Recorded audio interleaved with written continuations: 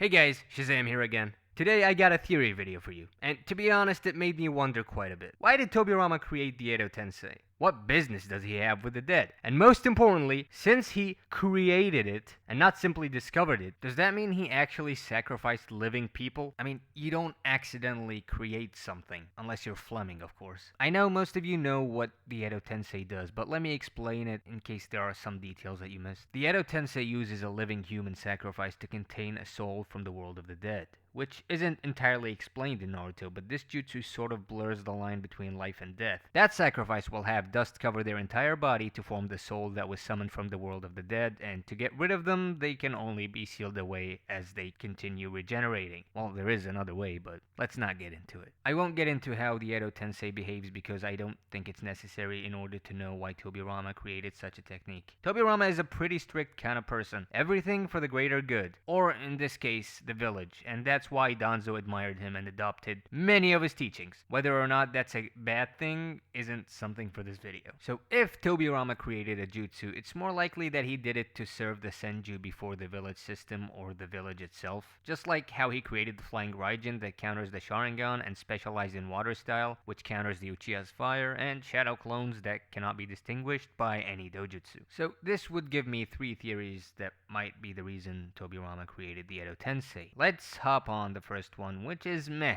In wartime, death is almost inevitable with the average life expectancy at around 30 years old, so it would be beneficial to create an army of the dead that can't die, thus reducing casualties. The problem with this is that to do that, we'd have to sacrifice an equal number of living people to the army he creates. So killing his own clan members is obviously stupid, since he'd be directly causing what he'd be trying to prevent. But the alternative is that they'd have to capture live Uchihas to use them as sacrifice, which would also require them to go to war and dying in the process, though it does make sense since a few Edos can make the difference between victory and a loss against an army without a sealing jutsu. The second theory is pretty simple. War continues in the name of vengeance. If someone dies, their people would go to war to avenge them. That's the cycle of hatred as Pain explained it, and after Madara helped in the founding of Konoha, he still felt like he lost because all his brothers are dead. Tobirama could have possibly tried to bring Izuna back at least so that Madara would feel a little better, but the problem with this logic would be if ending the cycle of hatred was his goal with this, would he sacrifice someone to do it? I mean, he'd be killing someone to bring another back? That's my only problem with this theory, though he could sacrifice someone who's so old they might as well be sacrificed before they die. None of these theories were interesting to me. They were very simple until this one crossed my mind. Tobirama researched the Uchiha to the core, even their neurochemistry, how their eyes functioned and how they evolved. To do that, I'd imagine he had to dissect a few Uchiha corpses here and there, but what caught my attention the most is that he referred to Madara as unstoppable, specifically his Sharingan. That's an odd observation. I mean, referring to his eyes specifically as what makes him unstoppable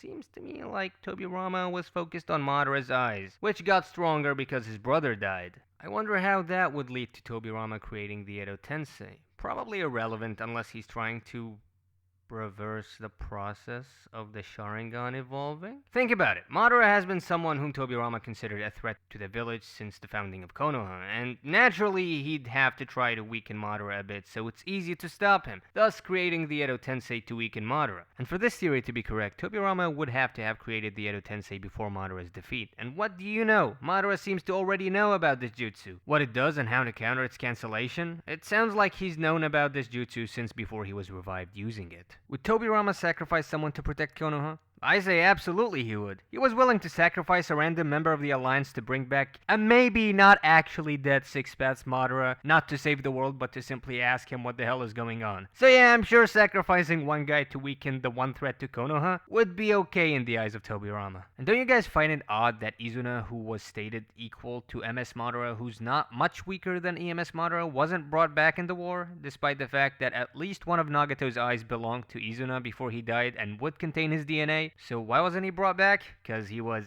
you guessed it, sealed away. So what do you guys think? Did Shazam do good with this one? And since you've stuck around for this long, let me give a bonus theory. How did Orochimaru reanimate Minato? I mean, he seemed pretty confident that he'd be in the coffin, and since he summoned the coffin, then he'd already have resurrected him. And given the fact that Orochimaru didn't know about the Reaper Death Seal, he would obviously be wondering and researching why Minato wasn't resurrected despite him sacrificing someone. The point is that Minato was definitely in that coffin. So, what gives? If Minato was inside the Reaper, his soul didn't exist in a world connected to this one. How was he summoned? There is, in fact, a piece of Minato's soul in this world, and that's the one inside Naruto. Using the sealed part of his soul might not be necessary since Minato in the war was summoned using the portion inside the Reaper, but that just might be how Minato was summoned by Orochimaru. Don't forget guys, these are only theories, not facts. But this is it for today. Hope you guys enjoyed. If you did, like and subscribe, please, and I'll see you in the next one.